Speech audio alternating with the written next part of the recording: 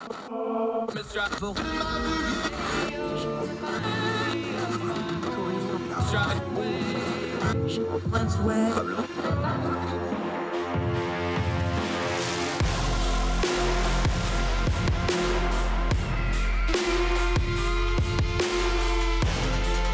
your host, Andrew Donaldson. This is Heard Tell. Heard Tell Show. It's a Thursday. It's January 27th, year of our Lord 2022. We got to dive right in because there's so much going on in the world. The Biden administration's OSHA ETS order, that's the vaccine or test requirement, has been withdrawn. We are going to talk about that. We're going to talk about some regulations in the truck driving field. That's actually a career field I've worked on in the past. I have a piece out in Town Hall about regulation. We're going to talk about that. Great story in the program about a former patient at St. Jude's who decided to give back and raised a ton of money using some pigs. Love that story. Big ticket item. Bitcoin all over the headlines. Bitcoin has had a massive market adjustment. The valuation went through the floor. It's been all in the news. So we're going to have Eric Peterson, another Young Voices contributor. He knows a lot more about Bitcoin than I do, so I'm going to ask a lot of questions. I'm going to do some listening. He's also got a piece out about NFTs, comparing them to sports memorabilia in a way to maybe make that understandable. Going to talk to him later in the program, but let's get to the big ticket news item. The retirement of Supreme Court Justice Stephen Breyer. At my time at Ordinary Times, by far the most engagement, most reading, most heated rhetoric came when we had the Brett Kavanaugh hearings. Now, Amy Coney Barrett's hearings were also tons of fun for months on end, but they weren't as vitriolic as Kavanaugh's. Brett Kavanaugh's hearing was just insane for week after week after week when you're in the writing and media business. Now, let's just get to the finer points here. Justice Breyer is retiring at the end of the term, so he's not retiring tomorrow. This is going to be a story that is going to dominate the political realm for most of this year. Remember, we're also in an election year, and a lot of people think that Congress may change hands in November, so there's a lot of pressure on here. The idea, of course, is that he is a liberal justice, so if he retires with a Democratic president, he will be replaced with another liberal. Now, it won't change the tent on the court. It's still going to be a conservative majority court, at least on paper, although our friends like M. Carpenter talk about how those aren't hard and fast rules. But this is the situation. This is what a lot of people were begging for Ruth Bader Ginsburg to do and other justices down through the years so that they can retain ideologically what they want on the court. President Biden, when he ran for office, not only promised to nominate a woman for the Supreme Court, but specifically promised to nominate a black woman or a black woman of color to the court. Now, we'll see how that holds up, but if he does that, that rather pigeonholes him into who he's going to nominate for the court. He's going to go for the historic. He's going to go for those things. So we will see how this plays out, but I just generally, because there'll be lots of times to get into the court and the nominees and all these sorts of things. Justice Breyer's legacy, I'm sure we'll be talking to M and our other legal eagles about these things. But I just want to preface all this as we get ready to go into this season of Supreme Court madness. Again, having been through it a time or two, a couple of thoughts. We always talk about turning down the noise, and we always talk about maintaining your bearing. These are going to be crucial for these debates. We all remember how nasty that Kavanaugh situation got. People, for whatever reason, just lose their ever-loving minds when it comes to the Supreme Court. Now, that's our own fault. We haven't held our government accountable. We don't keep our Congress in line to do what it's supposed to do. We don't keep the executive branch and the presidents in line to do what they do, and the court ends up getting a lot of court cases trying to clean up their mess. You can read them at ordinary-times.com. Most of the real hard-hitting and influential Supreme Court decisions, we post the source documents, the actual rulings. You can read them. They're PDFs. You can search them. Ruling after ruling of the Roberts Court in the last few years, they keep coming back to a theme of this is the legislative branch's problem. They need to fix it, and they'll kick stuff back down or do some kind of a workaround to try to get Congress to do their job. So when we have all this heated rhetoric over the Supreme Court, remember where it starts. Our system of government is out of balance right now. We don't have accountable government. We have a clown show where a Congress should be. They don't do their business well. We have an executive branch that has encroached and taken more and more executive power. We have a judicial branch that's gotten overloaded with court cases trying to deal with people that aren't handling their business. Now, that doesn't absolve them from their responsibilities. They've had some bad decisions along the way as well, but the whole system's out of whack. So when the heated rhetoric comes really hard, fast, and strong over the replacement for Justice Breyer, remember how we got here where the Supreme Court is disproportionately important to our system of government anyway. It's because we're not doing things the way they need to be done. Having said all that, we're going to have a good, long, hard, old fashioned American fight over this. We have a distinctly 50-50 Senate, which will do the confirmation process. Obviously, Vice President Harris is the tie-breaking vote. There will also be machinations to hold up the nomination, I'm sure, by some parties on the right. This is all going to fall on who President Biden nominates. If he nominates somebody that all the Democrats can get behind and perhaps a few of the moderate Republican senators, it'll go through decently smoothly. If he nominates somebody openly radical or who has issues, this is going to get really ugly really fast. Frankly, it's probably going to be ugly really fast either which way, but he can assuage some of this by picking somebody that is supremely qualified for the Supreme Court first and foremost, and then all the other stuff later. At least then it'll be harder to argue against it. We'll see what happens, but in the meantime, gird your loins. Your timelines are going to be a mess for the rest of the year between the election and the Supreme Court nomination. That's just how it's going to be. So let's prepare now and resolve to maintain our bearing. And we're going to do our best to have knowledgeable guests on, get to the information, and turn down the noise on what's going to be a very, very noisy political 2022. Got a lot to get through, so a very short starting segment because we got a lot of other stuff to do. Stay with us. We'll be right back on Heard Tell.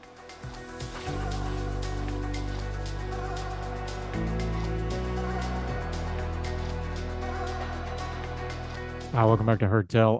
Updating a story we've covered before, the Biden administration is withdrawing its COVID-19 vaccination and testing regulation. We're reading this from CNN.com,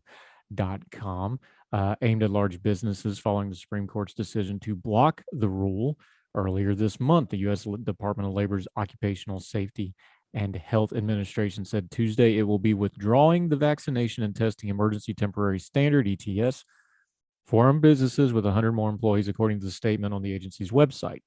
Although OSHA is withdrawing the vaccine and testing ETS as an enforceable emergency temporary standard, the agency is not withdrawing the ETS as a proposed rule. The agency is prioritizing its resources to focus on finalizing a permanent COVID-19 healthcare standard.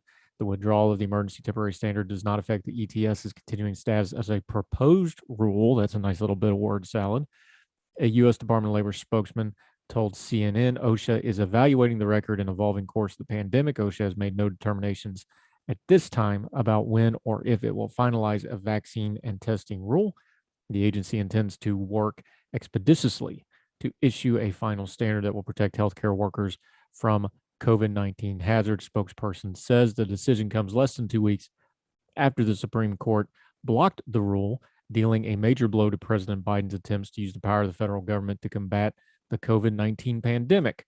OSHA's regulations require businesses with 100 or more employees to ensure their workers are fully vaccinated or undergo regular testing and wear face masks.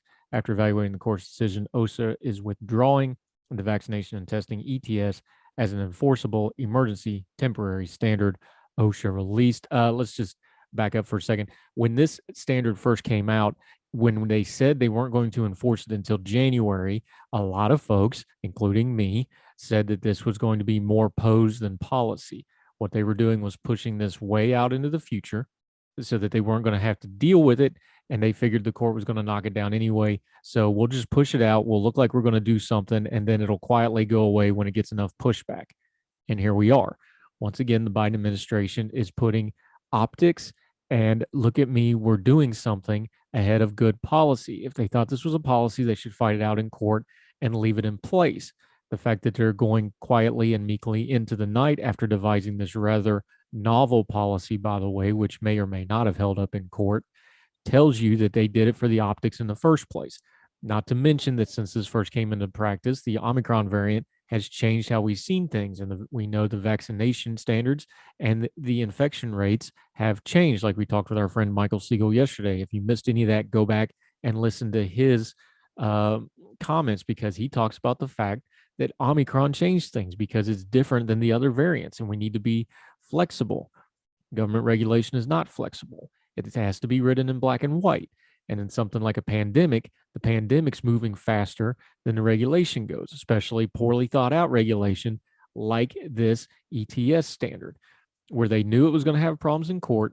They did it anyway because they thought it was politically viable for what they wanted to do. They wanted credit for do something when things were looking bleak, and now they're quietly backing away from it. That looks like they did it for the optics and not for the policy, because that's exactly what they did. They did it for the optics and not the policy. That's why they don't have any problem very meekly in the dark of the night announcing that it's just going to go away like it never happened. But they'll try something else. This is a long running problem with this Biden administration. They are obsessed with optics and media wins without actually doing lasting policy things.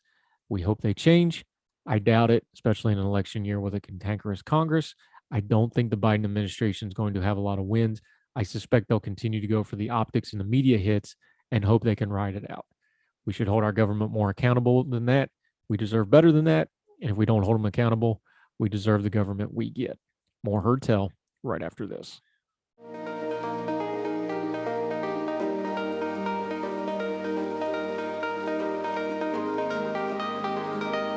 Welcome back to Heard Tell. Those of you that don't know a lot about my background, before I became the world's least compensated writer and got into doing Ordinary Times and got into doing Heard Tell and radio and other media, between my military service and that, I was working in the civilian private sector. I was working for trucking companies, transportation companies, doing things like truck driver management and freight operations.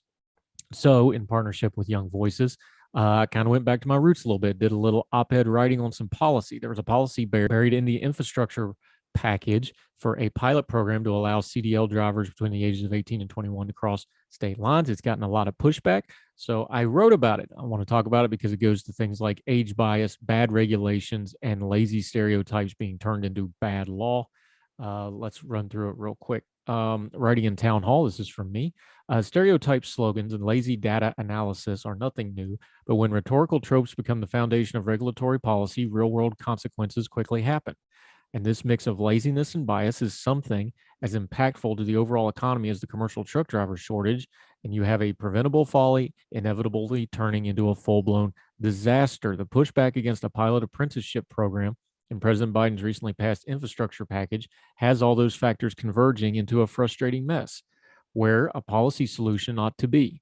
Signed into law in November 2021, the program would allow commercial driver's license, CDL holders, under the age of 21 to drive across state lines after completing additional training. The stated goal is to get more commercial drivers into the interstate trucking ranks at a younger age and alleviate the truck driver shortage in an industry with serious retention issues that are projected to get much worse if no action is taken.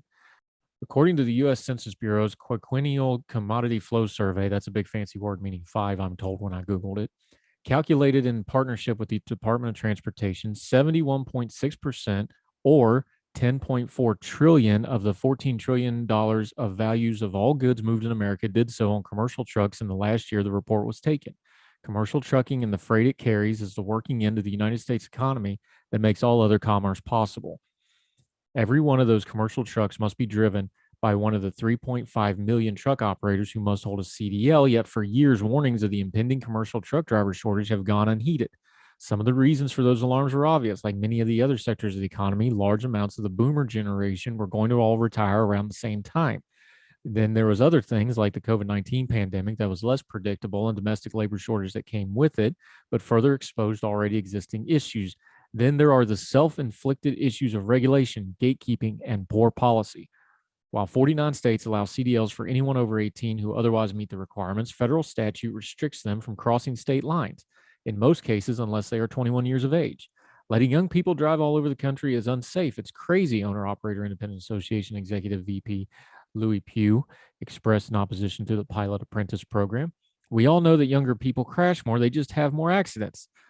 But the data for young drivers in general does not accurately or fairly represent those over 18 who are properly trained and certified commercial drivers. Those who cite such figures use data sets that lump 16 and 19-year-olds all together under the block term of teenagers and only as general population drivers. The 16 and 17-year-old cohort has by far the highest risks of accident. Obviously, they're new drivers. Lumping the adult 18 to 20-year-olds in with the teenage beginner drivers skews the data. We are not letting 16 and 17-year-old drive commercial trucks. So while it sounds good to say young drivers have more accidents, the line doesn't apply to adult commercial drivers. And the data proves it. Research from the NSTS Centers for Safety at Virginia Tech shows that experience, not age, is the deciding factor in most accidents involving commercial trucks.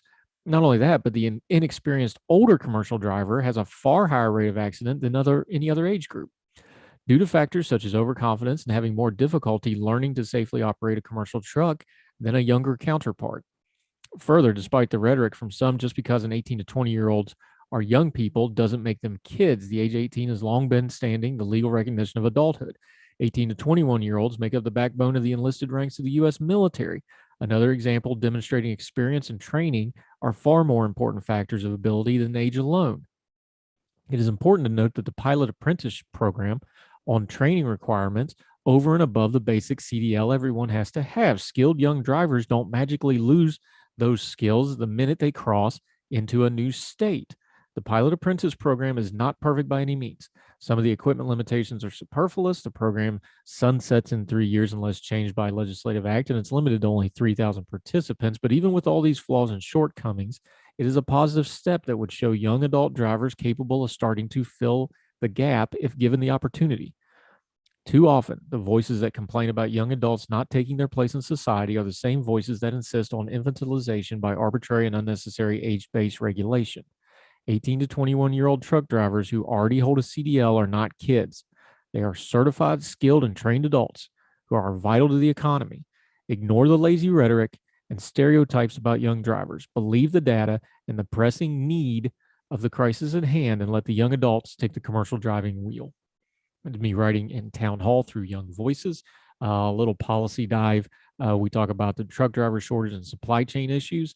A lot of those issues start with some really bad regulation, and the idea that from 18 to 21-year-old can't drive across the state line is one of those. So I wrote about it. Seek that out at townhall.com. We'll do more Herd Tell right after this.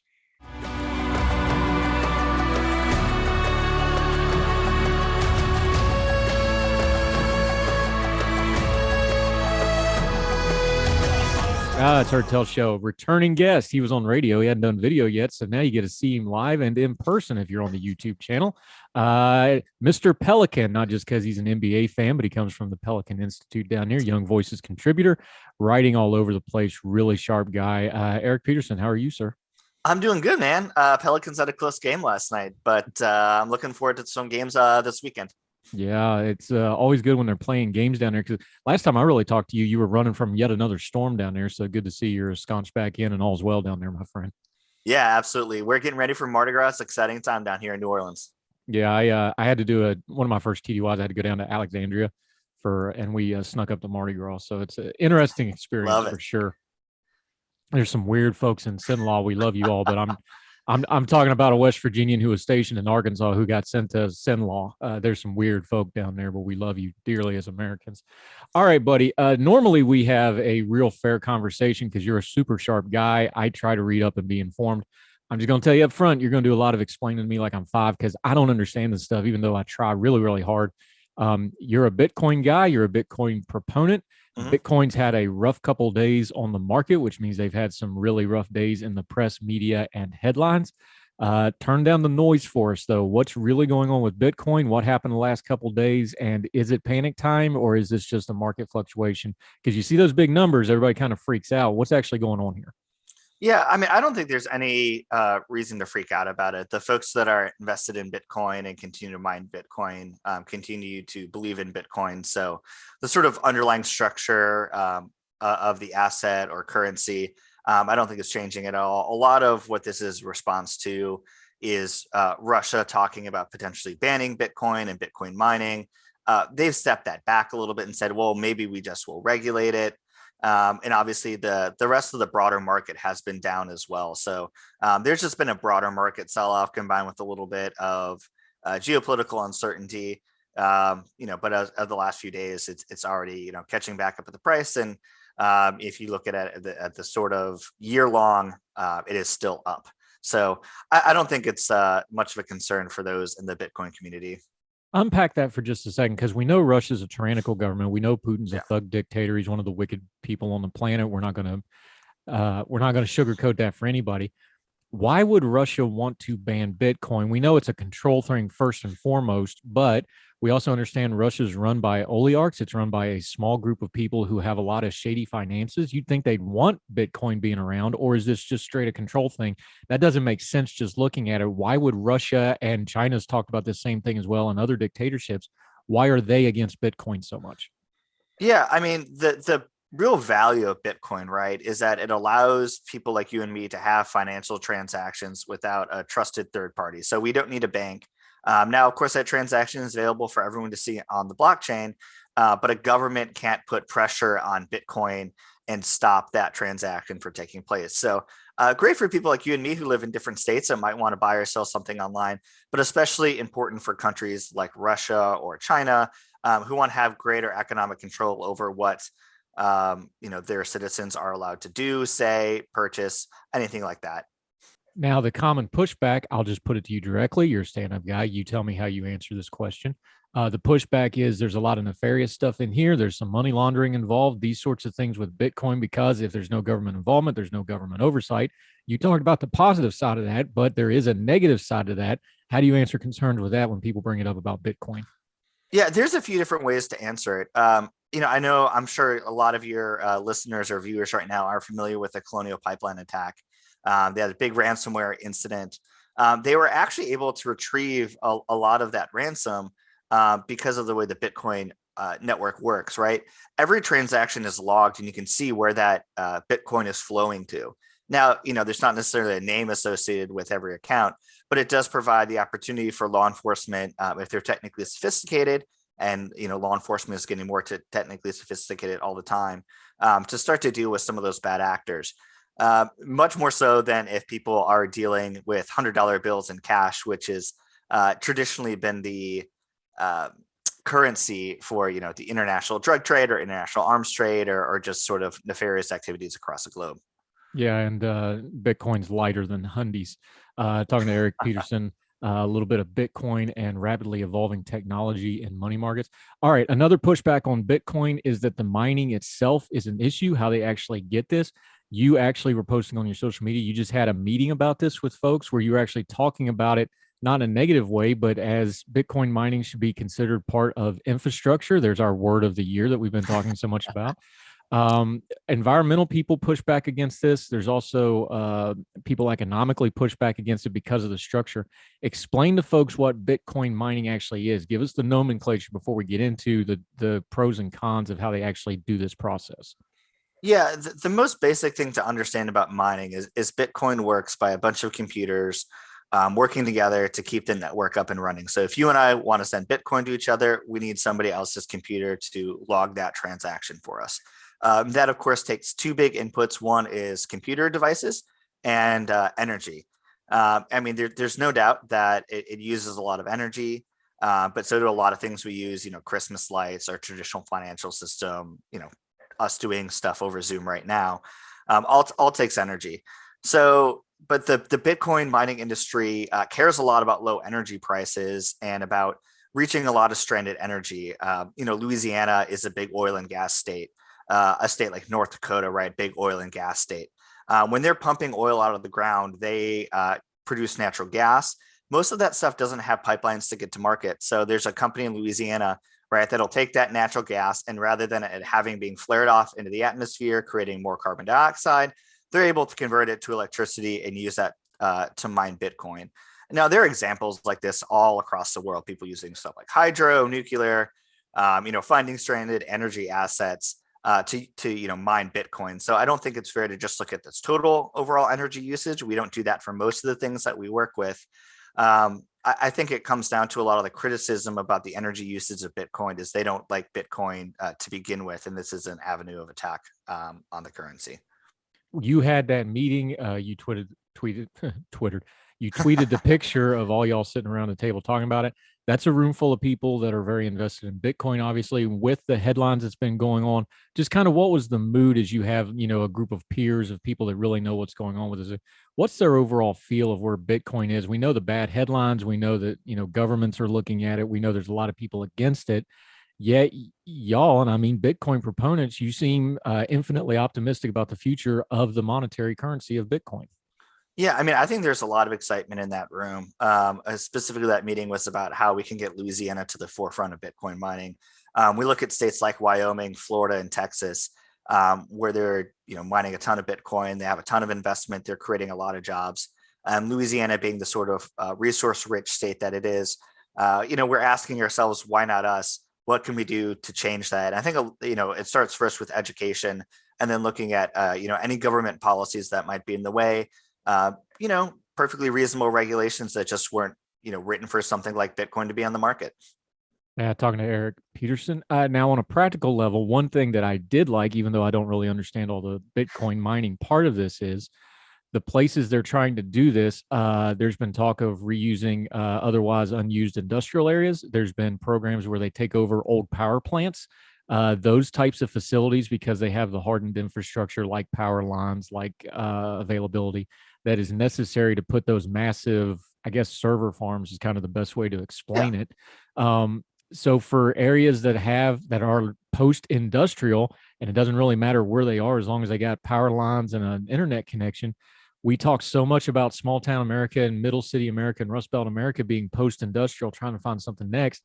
This seems like something you could put into some of those industrial areas and get a little bit of economic activity going. Yes. Yeah, I mean, I think absolutely. We have a great mining company in Louisiana building these sorts of rigs, and they send them to all over the world. But you have, just areas where people have stranded power assets, that have something that's shut down. They have a plant that wouldn't be profitable, but is generating a lot of electricity. They bring in a Bitcoin miner, and then they can switch up the economics of the whole situation.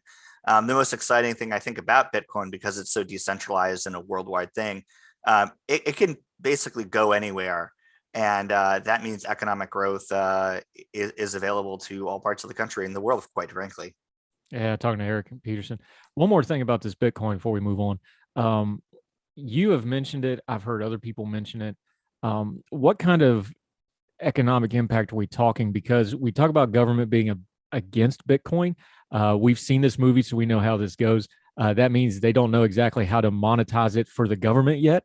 Where do you see this going policy-wise with things like regulation, with things like zoning, with things like taxes? Because honestly, if the government can tax it, they're going to be more okay with it. That's kind of where I think policy-wise a lot of this is going.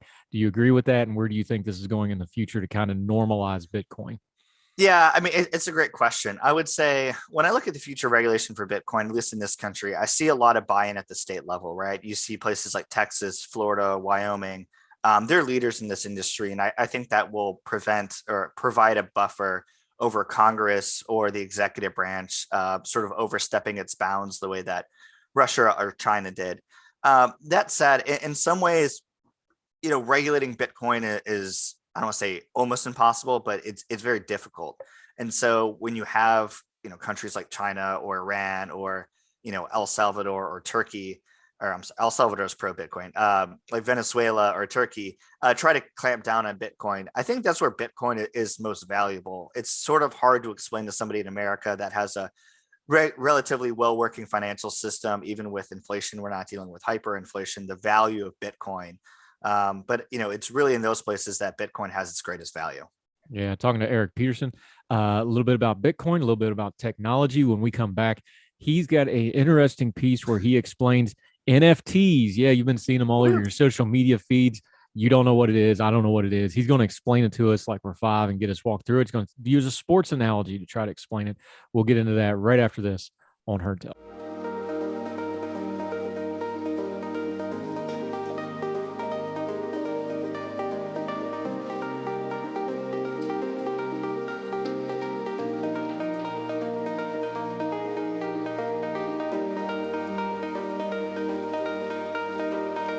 Herd Tell, we're back with Eric Peterson, Young Voices contributor. He's from the Pelican Institute. He's one of them Louisiana folks down there who we love, but we like when they come visit and then leave because they're a little off in the center, but we love you guys. We're just playing with you. All right. We already talked about Bitcoin. One thing that folks don't understand real well, you have written a piece over in TechDirt, which is a cool little website that I've used before. NFTs. Before we get into the piece, though, I think people just see it online. They're like, why are you paying for a clip art picture of something else? They don't understand it. So let's just work on the nomenclature right off the bat, Eric. What Yeah. is an NFT on a basic level before we delve into this further? Yeah, an NFT just means non-fungible token. Essentially, that just means something that is irreplaceable. It's one of a kind. The best way I think of describing it is something like art, right? If you go to a new museum, you can see a piece of art. It's behind all that glass. You can't touch it. It's worth millions of dollars. But you can go into the gift shop and buy a perfectly good copy of that for $30 and hang it up in your house. NFTs sort of work the opposite way, right? You get a perfect copy of a JPEG on the internet. I can send it to you. You can send it to me. The non-fungible part comes in when we talk about blockchain technology, a little bit what we were talking about before with Bitcoin. All it is basically an ownership certificate. It would say that you and Andrew own this particular JPEG. Nobody else can own it, and everybody else can see that you have ownership claims over it. That's the breakdown, though, because I'm like, okay, but it's still just a picture of a picture. Like that's where people just have trouble getting to. How does that have any value other than just what you say that it has value? But I think you had an interesting way of dealing with that in this piece because you tie it to and make an analogy to sports memorabilia, which is the same thing. Whereas you could have a Babe Ruth signed baseball, that would mean a lot to a baseball fan, but to somebody in another part of the world who doesn't know who Babe Ruth is, that's just a ball.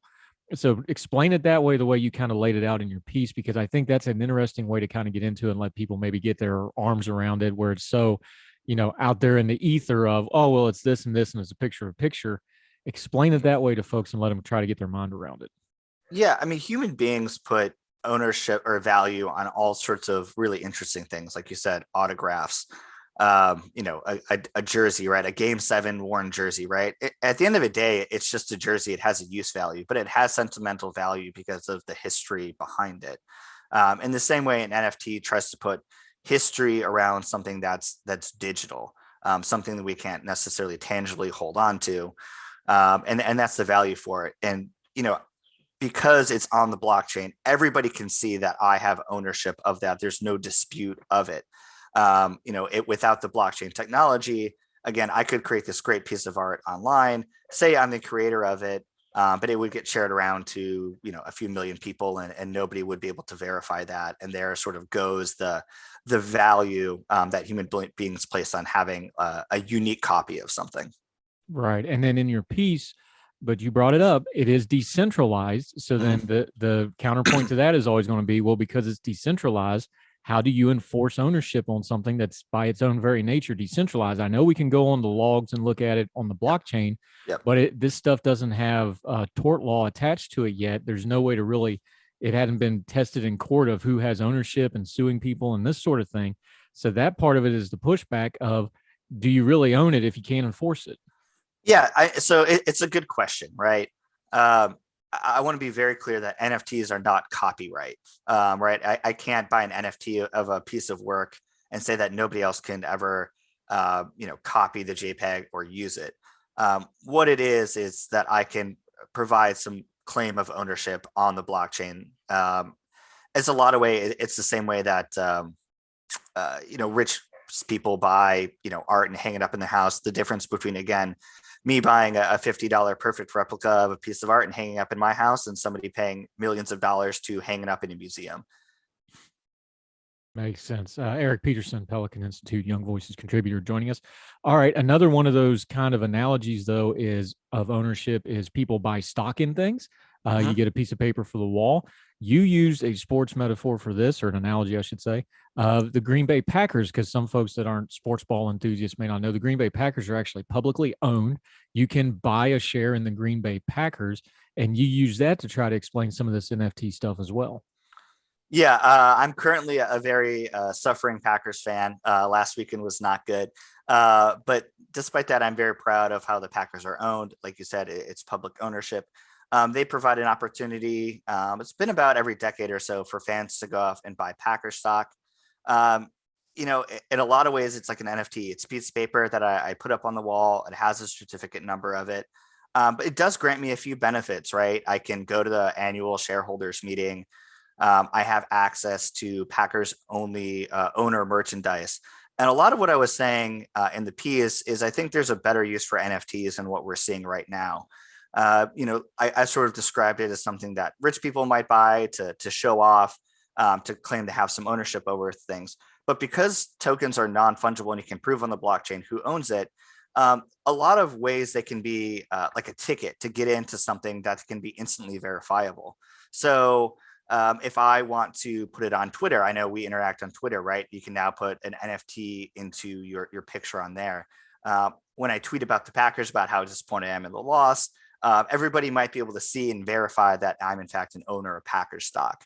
I might be able to buy an NFT in the Packers or the New Orleans Pelicans, and I might get access to exclusive merchandise, whether in person or virtually.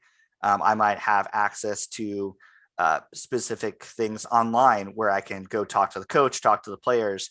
That would only be possible because I have an NFT and they could verify that I'm a season ticket holder or I purchased this NFT or something like that. I think that's a real exciting part about what NFTs can do for the future of sports, not just the sort of collectible nature of it that we've seen so far. Yeah, you talked about it earlier. There's this stuff has its own language. Obviously, it's cutting edge tech stuff, so it has kind of a techie, nerdy, wonky cult surrounding kind of thing to it. You talked about orange pilled earlier. Is part of what's going on here, though, is there needs to be a normalization of the language barrier of this instead of just talking about NFT and blockchain, comparing like, oh, this is like buying a stock or this is like buying memorabilia. Do you think that's part of a cultural change that needs to happen for this to be more of a mainstream thing and not just that weird thing we see on social media? Yeah, I mean, definitely younger people have picked up that in the nomenclature very quickly. But I think if these things are going to go broader, it's definitely going to take some educational efforts. I think that's going to fall incumbent on teams, companies, whoever, to sort of break it down for the individual people, right? In the same way that smartphones were, this weird thing that people had 13 years ago, and now we're used to it, and things like Twitter or TikTok or Instagram are things we're all really familiar with. That said, there's definitely a bit more of a learning curve here because so much of the technology is decentralized. You can't just go to one place and they sort of have a one size fits all explainer for it. But I think people start to pick it up, and this technology is barely a few years old, especially in the NFT space. Yeah, talking to Eric Peterson. You ended your piece in Tech Dirt that we've been talking about with NFTs and other things. You ended talking about the decentralized ownership. DAO is the acronym for decentralized ownership model. We know the history of this, though. Things both in business and in government regulation, they decentralize and they get regulated, then they centralize, then they decentralize again. There's a cycle and a pattern to these things through history. How is that pattern going to play out, do you think, with this new technology? Because obviously, Congress is going to start looking at this. We already talked about Russia and China, and other governments are looking at things like Bitcoin. They're going to look at this NFT stuff. They're just going to, because that's what they do. How do you see that cycle of decentralizing and then regulation coming into it playing out with this new technology? Yeah, it's a good question. Wyoming yesterday was actually just looking at their laws on decentralized autonomous organizations. So once again, Wyoming continues to be a leader in this space. I don't think that government will actually do that much with these sorts of organizations, if I'm totally honest with you. I think a lot of them are figuring out the way that laws work. For example, people bought a NFT of Dune and thought that gave them copyright ownership of Dune, and they quickly found out that was not the case. So, in a lot of ways, our current laws are built to deal with these sort of organizational structures. Might just take a little clarification around the edges. I think the better question is how private organizations are going to deal with these sorts of structures. I give an example of ownership of sports teams through these decentralized organizations, right? The Packers are a kind of model about this, but they still have a board that makes a lot of these decisions. I sort of wondered what it would be like if a team was really just owned by the fans who had purchased stock and were able to make some of these decisions. And of course, the NFL has rules that prevent those sort of things from happening. But We're seeing new sports leagues pop up all the time, whether it's the United States Football League giving it another try, whether it's smaller leagues, whether it's women's based leagues that are starting up. I think some of these organizations are really going to take a look at these different sort of ownership models as a way to build up fan interest and fan involvement, and frankly to disperse some of the financial risks of spending millions of dollars on something that might not work out. So I think I'm more interested in what the private governance side will say about these sort of organizations rather than what government will say about it. Yeah, talking to Eric Peterson. Okay, we've been beating you over the head with terms we don't know. Let's get to something more relatable. You are a New Orleans fan. It's been a rough couple of days for New Orleans sports fans. Sean Payton is leaving the Saints. The Pelicans are up and down. There's other things going on. What is the state of mind of the New Orleans sports fan today as you sit there? Yeah, I think they're really grateful for the time they had with Sean Payton and Drew Brees. As they look at the Saints salary cap situation and the draft pick situation, they had been mortgaging the future for quite some time, for the ability to keep that window open and compete. And they've been one of the most successful franchises for the last decades, and I don't think the Saints fans would trade that for anything. That said, I think they're really know that times are going to be tough, at least for the next few years. But I think there's more belief in the organization than there has been in some time, that the current ownership structure and the current decision-making structure will be solid. But a lot of people are putting on their Joe Burrow jerseys and, really rooting for him as the playoffs move forward. I think that will give a lot of folks something to root for. And I'm really excited for that Bengals Saints game in New Orleans next year. I am sure it will be the hottest ticket in town. Yeah, Eric Peterson, proud Louisiana dweller. We were kidding him a little bit, but Louisiana is a wonderful, unique place in America. If you've never traveled there, you need to go there. Not just New Orleans, upstate, the bayous, the coastline, all of it. One of the great food places. We're big on food here. One of the great food places in all of the world. Eric, appreciate your time today so much. Tell people what you got going on. Pelican Institute. You're also writing with young voices all over the place, doing media like here on Heard Tell. Let people know where they can find you on your social media and what you got going on. Yeah, they can find me at Eric_Peterson_ or at pelicaninstitute.org. Also, it's king cake season, so order a king cake from your favorite bakery down in New Orleans. I promise you will not be disappointed. Yeah, if nothing else, when you go to New Orleans, if you just do beignets and king cake, you'll leave happy. Everything else will work itself out. Eric Peterson, thank you so much for the time, my friend. Returning guest, and we'll have you back again soon to explain more of this stuff that I don't understand very well. Okay. Looking forward to it. Thank you, sir. Good job.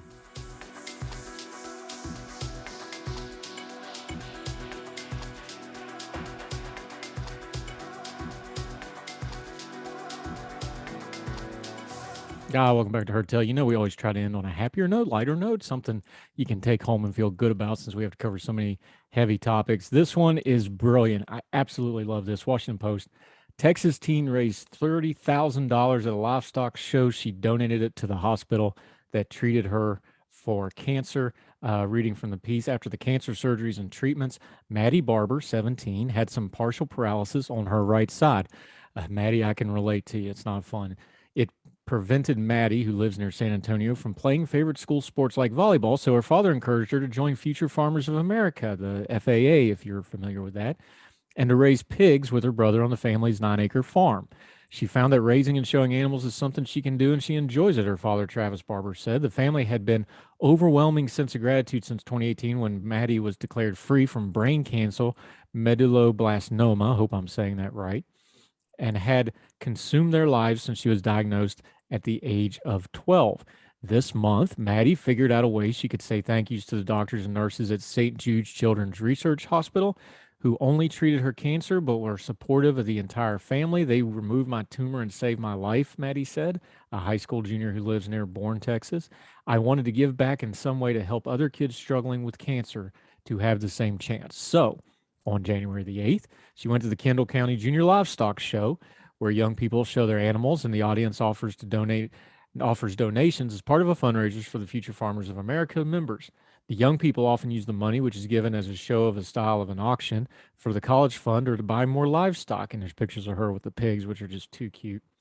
But when Maddie showed 2 hogs she raised since she was piglets, she was shocked at what happened after the auctioneer announced she was donating all the money she raised that day to St. Jude's.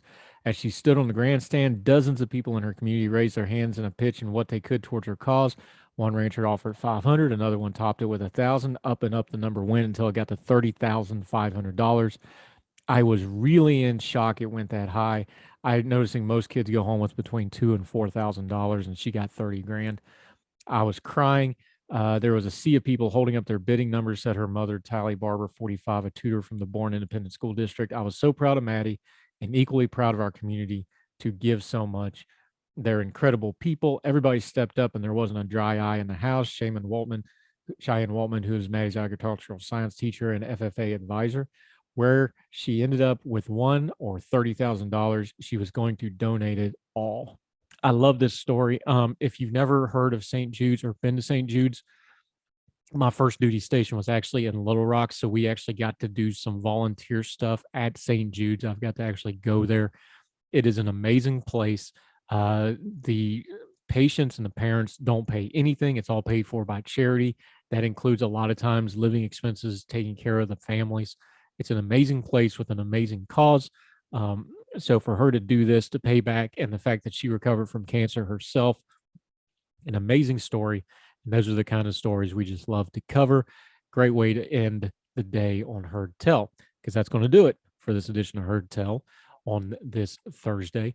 However you're watching or listening, we just want to say thank you. Had a couple meetings the last few days, some things we're planning in the future, planning some things with Big Talker FM, our friends over there, as they look towards the future, some of their planning. Right now, you can stream the show on Big Talker FM's platforms. BigTalkerFM.com has a Play It Live tab. They also have an app. A lot of you are watching on their Facebook page, Big Talker FM on Facebook. You can watch the show on there anytime, but it is live, 6 a.m. with a replay at 3 p.m. So if you're watching that way, thank you. Looking forward to some of the things we're planning on doing with them. Also have a partnership with Young Voices. Had another one today. Going to have more of them in the future. Bright people that you're going to be seeing a lot in the commentariat over the next future years. We get them today. We're proud to work with them. Also, folks like Elections Daily. We had Sarah Stook on the other day. We've had Joe Zemansky. We'll have Cunningham back on at some point, I'm sure. Love working with those guys. And, of course, the writers at ordinary-times.com, where I'm the managing editor.